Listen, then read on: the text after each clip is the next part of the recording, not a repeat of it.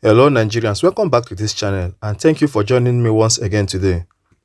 So this week has been a very tough week for Ahmed Bola Tinubu and the Kaduna State Governor, Abin Obasani. And now the citizens are in fear. We are no longer at peace here in Nigeria. Everyone is afraid. We can no longer sleep with our two eyes closed. No one is sure of the security in this country anymore. Just few days, the Senate President, being Godswill Akpabio, came out to say that insecurity has reduced drastically in Nigeria during this Ahmed Bola Tinubu's tenure.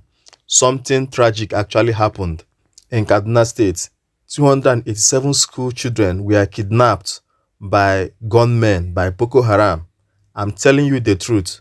And this is not even a nice news, a good news for Nigerians. I'm telling you, not only that, even in Borno State, 300 girls were also kidnapped.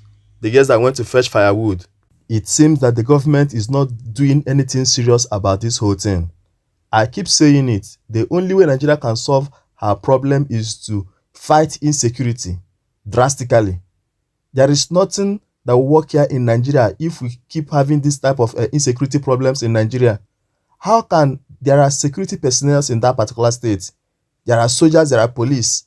How can it be that these people are there and the terrorists came to a particular school and kidnapped about 287 school children without any interception, without any interruption, nothing? But huge amount of money was mapped out to curb insecurity in Nigeria. Is it that these people are misusing the fund, or is it that they are using this insecurity to play politics? Of course, they are using to play politics. Few days ago, it was alleged that a particular senator has been sponsoring this terrorist. Up till now, they have refused to mention the name of that particular senator. Well, I'm going to share a video with you how a teacher in that particular school exposed how these terrorists came to their school and made away with their students. But before that, I want you to listen to Remi Tinubu on what she said about this particular kidnapping and what her take is. People is sick, cruel, and a coward. Enough is enough. And I call on the state governors that once we take hold of them, they deserve capital punishment. Why are they torturing our children? What they are doing is trying to kill our future. We all know parents, when we are old, we rely on our children, and we see them that our investment has not gone to waste, especially when they are successful. Why would you go and take them from schools? Why? I don't really know. But right now, I think enough is enough. As a former lawmaker, I believe that any one of them captured deserve capital punishment. Yes. I say it, and I believe most mothers would believe that. Yes. We carry them for 9 months. When you are giving birth, you don't know whether you are going to live or die. Yes. And you don't watch what you love being snuffed away. I watched a lion having cubs. Just going there to look at the cubs, I see how territorial they are. You can't even touch their children. And once they know they are big enough, they can smell you, they don't want you around them. If animals can do that, what about us? So they are animals, they are evil, and then we should take them out among our midst. So I believe you heard what she said, that this perpetrator of this evil should be dealt drastically with. But the truth is that, is Ahmed Bola Tinubu ready to do that? Remember that a few days ago, the government of Borno State said that they have freed about 1,600 repentant Boko Haram members. This is what our government keep doing. They are freeing repentant Boko Haram members and reintegrating them into the society. How can you tell me that someone who has been involved in killing, vandalization of government properties and kidnapping will repent just because they swore to the Quran? And Nigerian government will allow them, some of them will enroll into the army, some of them enroll to the police. That is the problem that we are having here in Nigeria. To show you how biased they are, in the southeast here, where there is no form of kidnapping or whatsoever, they use the military to perpetrate evil. They use the army to kill innocent civilians that are just, protesting for their sovereign state. I'm telling you the truth. Now, I want you to listen to this particular teacher, and when we come back, we'll just wrap up the video. Beg you in the name of God, where is our president? Where is our governor? Please don't let them take them away from us. Please follow them to the forest and rescue our loved ones. In some families, 7 members were kidnapped. Another 5 were taken. After receiving reports of a bandit attack on a primary and secondary school in Kaduna, Governor Obasani led a delegation to Kuriga village in Chikun local government to get first-hand information of the incident.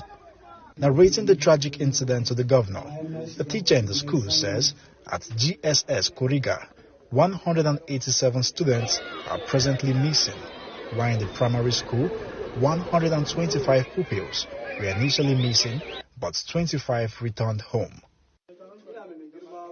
I resumed to the school today at exactly 7:47 a.m.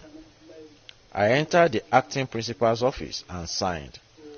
All of a sudden, the acting principal asked me to look at my back, and when I turned, we discovered that bandits had surrounded the school premises. We became confused. We didn't know where to go. Then bandits asked us to enter the bush. We obeyed them.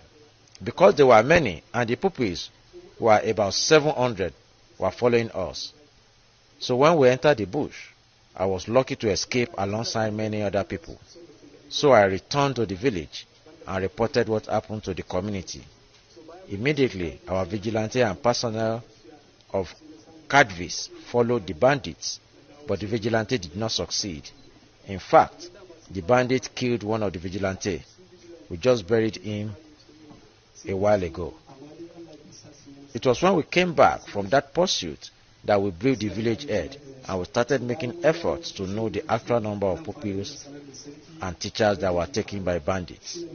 At GSS Kuriga, 187 students are presently missing. In the primary school, 125 pupils were initially missing, but 25 of them escaped and returned home. An emotional chief of Kuriga town laments the insecurity in the area and appeals to the governor to assist in the deployment of troops to secure lives and property. While addressing the community, Governor Obasani sympathized with the parents and families of the abducted students, although he says the figures of those abducted is still sketchy.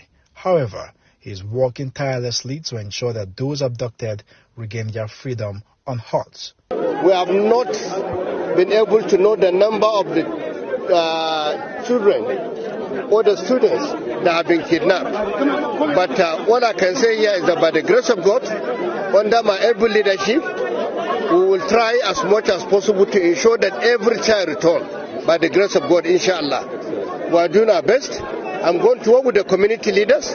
I want to work with the traditional rulers here, as well as the youth, to ensure that every child return back home by the grace of God. Residents of Kuriga village troop out in their numbers to cheer the governor for coming to identify with them promptly. They also commend him for promising to build a police station in the community. Nisi Gabriel, Arise News, Kaduna. Yeah, so you heard him, how the terrorists surrounded their school. Some of them were on a bike and ordered them to enter the bush. And all these things happened with no form of police intervention or military intervention. Nothing like that. Well, Ahmed Bola Tinubu has to do something about it, because I remember during Goodluck Ebele Jonathan's tenure, something like this happened, and that was the reason APC was able to come into power. They used that particular thing to campaign, and Goodluck Ebele Jonathan lost his position as the president of Nigeria. Today, it is now happening to Ahmed Bola Tinubu. He should find a way to fix this problem.